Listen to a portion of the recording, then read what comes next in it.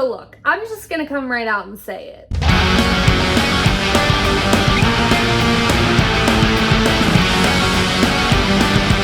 What's up, my fellow headbangers? I'm Courtney, aka the Versatile Virgo, and for those of you that don't know me, I'm an independent writer and photographer for my own metal lifestyle website, theversatilevirgo.com, where I focus on everything from new music suggestions to musically inspired recipes. And I also have an Etsy shop where I sell my VV merch and handmade bags, so if that's something that interests you, I've linked both my website and my Etsy shop in the description below. Slipknot has finally released their highly, let me emphasize that one more time, highly anticipated new album, The End So Far. And I have a lot to say about this album, so let's just jump right into it. So the new Slipknot album called The End So Far opens with a song called Adderall, which sets this sort of somber, reflective tone that is very different from what we're used to hearing from Slipknot. Let me just put it to you that way. It eventually blends into, I guess, what I'll call a ballad. I don't know that that's necessarily the word I want to use. I don't know. It very much reminds me of kind of like a 70s rock track. It also kind of reminds me of the band Ghost a little bit. So if you're a fan of Ghost, then you'll probably like this song. And it's definitely, like I said, very different from Slipknot though. So just keep that in mind. I also know that people are vehemently with Ghost or against Ghost. So if you're somebody who's not really a fan of the band Ghost, then this song is probably definitely going to confuse you a little bit. Personally, I'm a little indifferent with the band Ghost, and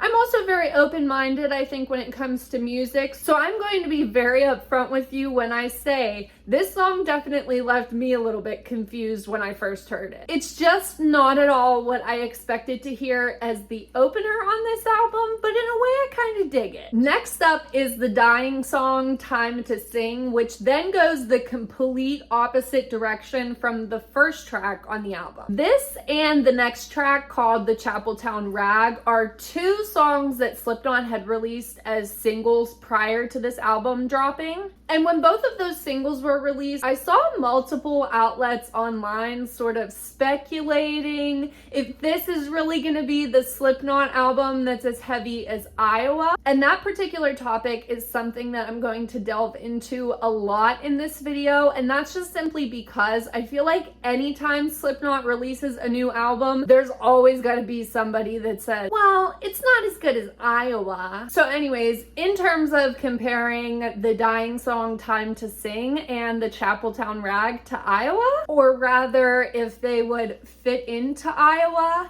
I completely disagreed with this when I saw it initially being said, and I'm sure that's going to rub somebody the wrong way in the comments section. And I stand by my disagreement with that sentiment, at least in comparing these two songs to Iowa. Not the whole album, silly, because we're not there yet. While I really love both of these songs, and I especially really love the Chapeltown Rag, I also think the members of Slipknot know that comparing their new music that's coming out to what we heard on Iowa is definitely going to be something that's going to stir people up to make them want to at least check out the album. And I think if you're a Slipknot fan that can accept where the band is now in their career and their sound, and you're not clinging to what you're expecting them to do, then you can accept that these are two great songs without having to compare them to Iowa. And I will also say that if we're going to compare these two tracks to older Slipknot albums and where they would fit in my personal opinion, I'd say they fit more into All Hope Is Gone Slipknot or Point 5 The Gray Chapter. So then there's Yen, which was also released as a single prior to this album dropping,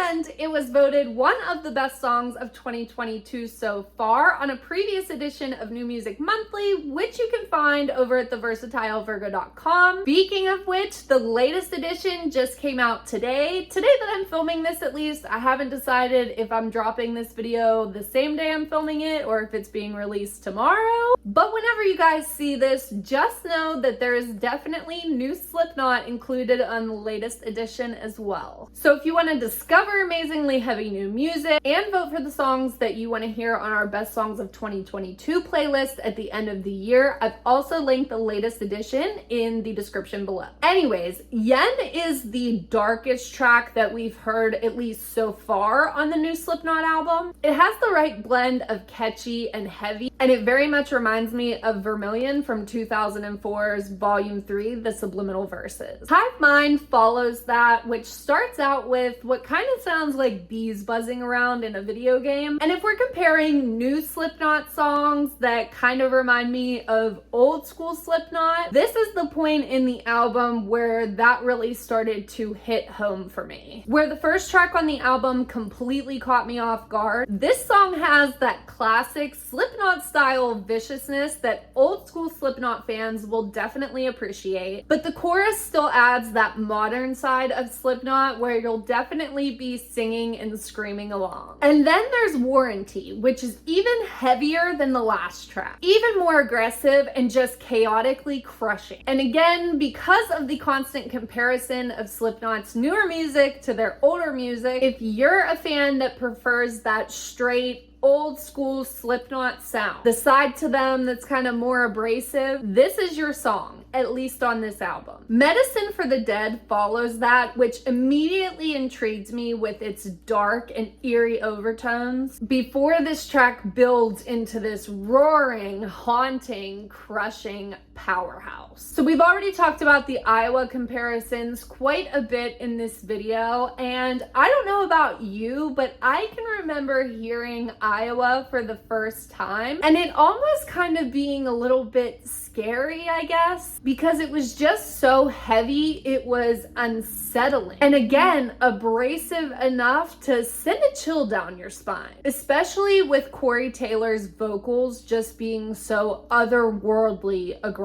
That's exactly what you're getting with this track. Fun fact, when I was deciding which new track from Slipknot I'd include on the latest edition of New Music Monthly, I thought I'd just listen to the whole album first and then decide which song I was going to include. So I'm listening to this album, and as soon as I heard Hive Mind, I was like, oh yeah, definitely including that. Then I heard Warranty, and I was like, no, maybe it's gonna be this one. And then I heard Medicine for the Dead, and I was just like, ooh. I wish I could tell you that my indecisiveness, which was completely because this album just kept getting better and better, I wish I could tell you that that indecisiveness stopped there. Here comes freaking Acidic, which is this crushing metal song that also kind of reminds me of a jazz song or an R&B song almost. There's so much good stuff going on here. It's catchy, it's heavy, it's sultry, and it has so much rhythm and soul that I was just left there like, dear God,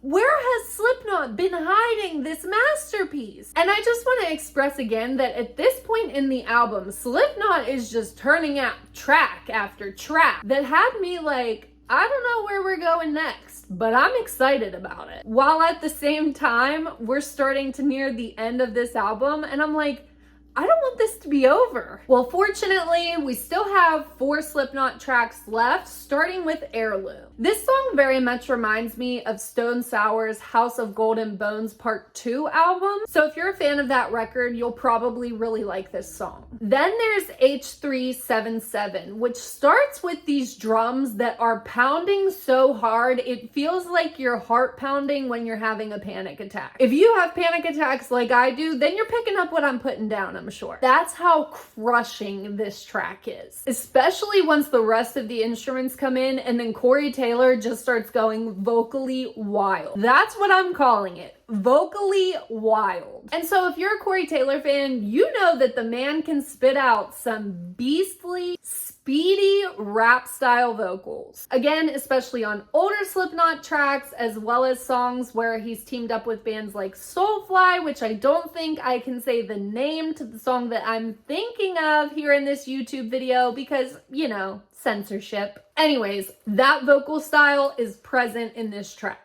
probably going to pronounce this one wrong, so just go with it. And as I'm saying it, I'm trying to think in my head of how Corey Taylor is screaming the title of this song at the end of it. And I think the song is pronounced Desaud, where the last track really highlights Corey's beastly screams. This one is on the opposite end of the spectrum, really highlighting his clean vocals. But just when you think this song is gonna be all clean, here comes those beastly screams again. And that's all while instrumentally this song is just going wild. One of the things that really stuck out to me on this album as a whole, but on this song in particular as well, was there are some guitar solos peppered in here. This is really the first Slipknot album, for me at least, that I feel like all of the instrumentals really have their own moments to truly shine throughout the album, but especially, like I said, in those solos that are kind of peppered into this song. And I feel like that's one of the things that makes this particular Slipknot album really special, because it really highlights all the elements that I think maybe sometimes get overlooked in a Slipknot song in particular. So the last track on the album is appropriately called Finale. And I feel like just calling this song haunting would be an understatement. Think of this song like a beautiful ballet. It's a Slipknot style metal ballet, but just go with it. It's so wisely crafted down to every note and element that you hear in this song. And just the way this closed things out really left me like, damn, I love Slipknot. So look, I'm just gonna come right out and say it. I like to dream up in my own little brain how the track listing is decided for an album. And I personally think Slipknot opened this album the way they did to completely catch people off guard. And not only that, to really catch the people who are stuck with It's Not Iowa syndrome, who are going to hear the first track, tune out to the rest of it, and then just say, well, it's okay, I guess, but it's not as good as old Slipknot, or it's not as good as Iowa. Hence, It's Not Iowa syndrome. Because if you're a Slipknot fan that has truly been yearning for the sounds of old school Slipknot, to the point that you're always comparing new Slipknot to old Slipknot, then let me tell you, friend, Slipknot delivered for you on this album. And it's up to you to not hear the first track and think, oh no, what has happened to Slipknot? And then totally blank out everything else that you're going to hear. Again, the members of Slipknot themselves have made comparisons of their new music to their old music. And if you're not new here, you know that when I talk about an album, it's only to talk about albums that I like. This channel is only meant to be an outpouring of love for the music that means so much to me. So it doesn't matter how big the band is, whether I'm already a fan of them or not. If I really don't like the album, I'm not going to come here to talk about it. And that's just because in my own personal life, the music that I've always liked, people have always crapped all over to me personally. And I don't ever want to be a part of that problem. And Slipknot in particular is the #1 band that I have taken crap for probably my entire musical life. So long story short, did I anticipate that I'd probably be talking about this Slipknot album? Yes, but I truly did not think that I would be sitting here on YouTube telling you today it actually sounds like old school Slipknot. I really was prepared to chalk it up to another marketing tactic, but it's something that is so undeniably present, at least for me, on this album. And I truly think this is one of Slipknot's best albums, at least in recent years. So now that you've heard my thoughts on the new Slipknot album, The End, so far, I want to hear yours. Drop me a comment below and let me know your thoughts. And my fellow Slipknot fans, make sure to drop me a comment below and let me know your favorite Slipknot song, whether it's from this album or another, so that you and I can continue to introduce even more people to amazingly heavy music that they might not have come by otherwise. Finally, if you like this video, please give it a thumbs up and consider subscribing to my channel because I have even more heavy music related videos on the way. Thanks for watching, have a great weekend, and stay heavy.